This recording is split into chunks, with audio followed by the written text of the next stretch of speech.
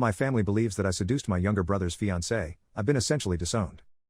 I'm in my late 30s and have a younger brother who's in his late 20s. Let's call my brother John and his fiancée Jill for easier reading. I think it might have been about a year ago.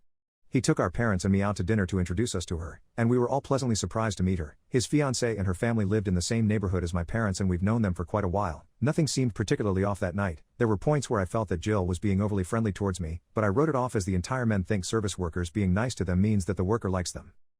Sometime after, my brother invited me over to his place to have dinner with him and Jill. John and I are very, very close, so I didn't think much of it until he mentioned that Jill had specifically asked to invite me over.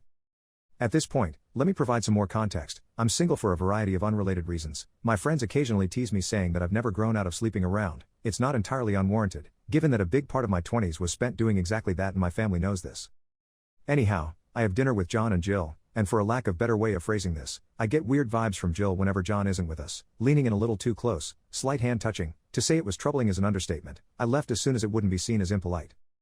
My brother invited me over a couple more times over the next few months, but I'd make excuses or say that I just wanted to hang with him, the two of us, at our next family event, though, Jill was naturally there as well. To cut to the chase, she made a pretty overt attempt to hold my hand when she thought people weren't looking. I very quickly shut it down, and told her that I didn't think we should ever be alone. The next day, I get some alarming texts from brother, asking why I'd act that way. Got texts from parents too. Jill had blamed everything on me. My parents won't believe me. Why would Jill go for a guy that's 10 years older than her? And we know that you are, the way you are, whereas she's a sweet soul, their words verbatim.